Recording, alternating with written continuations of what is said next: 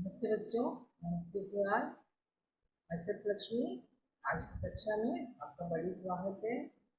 आज का टॉपिक है चिट्ठियों की अनूठी दुनिया का भाग 2। वसंत किताब के कक्षा 8 के पाठ चिट्ठियों की अनूठी दुनिया का भाग 2 का पाठ सुनने वाले हैं। इस पाठ का लेखक परिचय है। लेखक का नाम अरविंद कुमार सिंह है। उनका जन्म 7 अप्रैल 1965 को हुआ है। उनका जन्म स्थान उत्तर प्रदेश है। छात्र अब इस निबंध के अंत में अपेक्षित सीखने का परिणाम पत्रों द्वारा इतिहास की जानकारी, नेताओं के जीवन में पत्र के स्थान, आपसी प्रेम और अपनापन, देश भर में डाक व्यवस्था। छात्र अब इस निबंध के पहले भाग में चिट्ठियों की कुछ अनूठी खबरें सुने हैं और इस निबंध के आगे देखते हैं। पत्रों का अपना अलग महत्व है।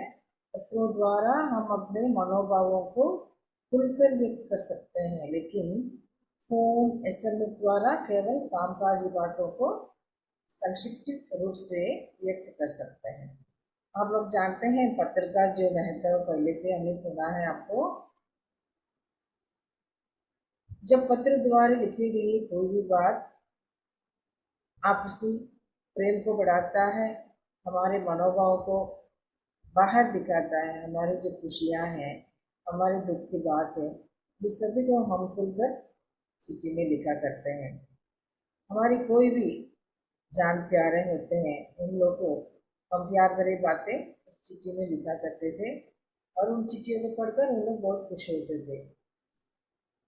लेकिन ये सभी जो फोन में बात किया है और एसएमएस के द्वारा मैसेज भेज गए, उसमें इतना दिलचस्प नहीं रहता है और इतना मुख्य तो भी नहीं रहता है, वो जल्दी मिट भी जाता है। लेकिन पत्रों से जो लिखा हुआ बात है हमेशा याद रहता है और कभी भी हम उसे उठाकर पढ़ सकते हैं। लेकिन फ़ोन और एसएमएस के द्वारा जो काम का बात तो हो सकता है, जो ऑफिशियल बातें, जो व्यापार के लिए, वो सभी बातें तो कर सकते हैं। पत्रों को हम अपने सगे संबंधियों की धरोहर के रूप में सहेज कर रख सकते हैं, परंतु फोन या एसएमएस को हम सहेज कर नहीं रख सकते। हमने पहले कहा है आपको, पत्र को हम कभी भी उठाकर उसे पढ़ सकते हैं। उसको हमें याद रखने का कुछ मुख्य संभावना भी उसमें होता है, मुख्य बातें होते हैं, हमारे जो रिश्तों की बातें उसमें मिलता है, हमारे रिश्ते बढ़ता है और उसे हम जीवन भर उसे संभाल कर रख सकते हैं। उन लोग की जो चिट्ठी लिखे हैं उन लोग की यादों को हम ताज़ा करके रख सकते हैं। लेकिन फोन में जो आया हुआ एसएमएस को कितना दिन सेव करके नहीं रख सकते हैं, वो जल्दी मिट भी जाता है। परंतु पत्र का जो बात है वो एसएमएस यानी फोन का एसएमएस में नहीं रहता है। पत्रों से आत्मीयता झलकती है। इन्हें अनुसंधान का विषय भी बनाया जा सकता है, इन्हें बार बार पढ़ा जा सकता है।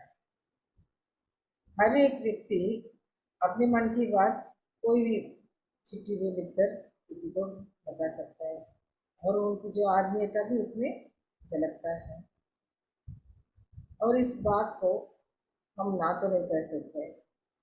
सबको अपना अपना एक मन की भावना रहता है, सभी को अपना अपना दिल की बात रहता है।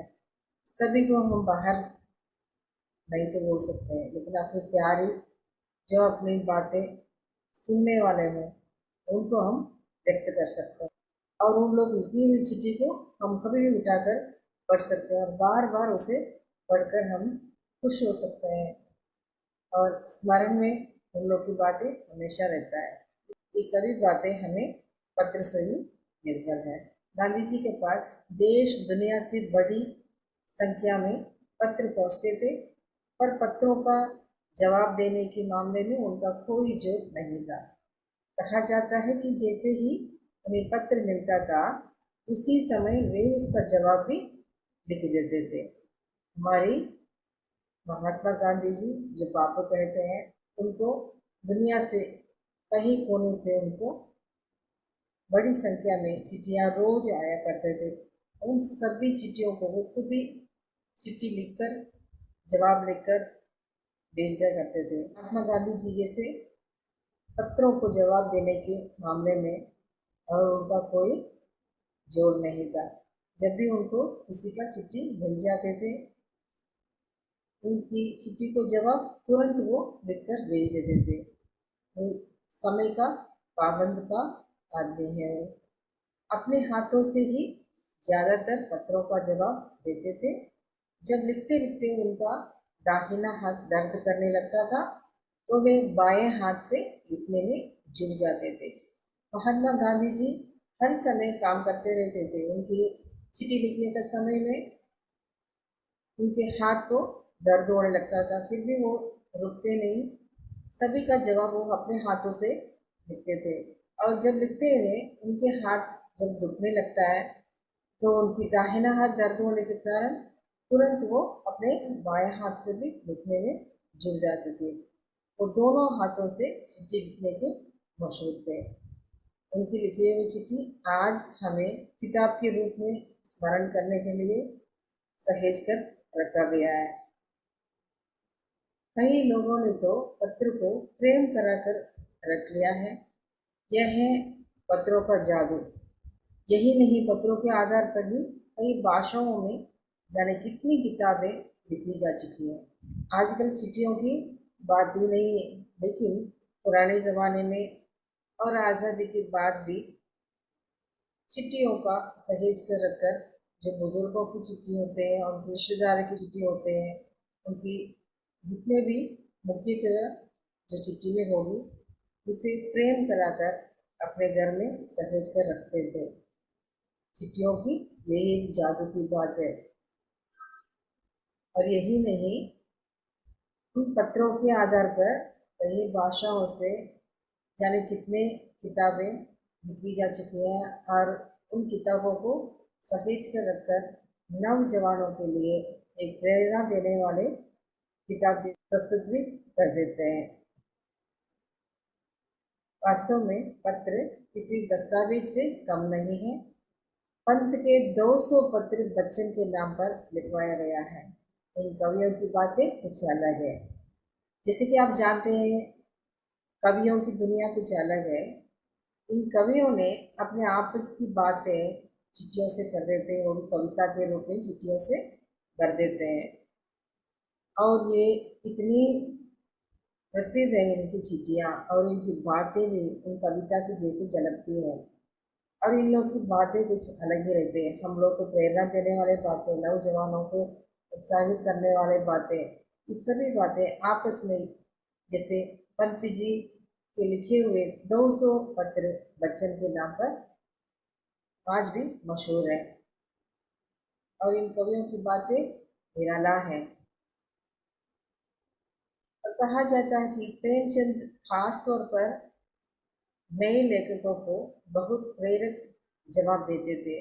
इसी प्रकार नेहरू जी और गांधी जी के लिखे गए रविंद्रनाथ टैगोर के पत्र भी बहुत प्रेरक है। अब लोग जानते हैं, हिंदी के इतिहास में प्रेमचंद जी का बहुत ही महत्वपूर्ण जगह है। उनके लिखे हुए चिट्ठियाँ नए लेखक को एक बहुत ही प्रेरणा मिलती है। इसी तरह हमारी पहला प्रधानमंत्री नेहरू जी, महात्मा जी, इन लोग लिखे गए रविंद्रनाथ टैगोर की पत्र भी बहुत ही प्रेरणा देने वाले पत्र हैं। उन लोग के बीच में जो पत्र का कॉन्वर्सेशन होता है, वो बहुत ही अनोखा है। वो कितनी प्रसिद्ध है, तो हम उनकी किताबों से देखते हैं। पत्र व्यवहार की परंपरा भारत में बहुत पुरानी है, पर इसका असली विकास आज़ादी के बाद ही हुआ है। पत्र एक अनमोल वस्तु है। पत्र जो आते जाते रहते हैं सभी के बीच में, ये परंपरागत भारत से जुड़े हुए हैं। पर इसका असली विकास आज़ादी के बाद ही हुआ है। उसके पहले इतना चिट्ठी वगैरह जाते आते नहीं, गांव में चिट्ठी का आना जाना बहुत ही मुश्किल था।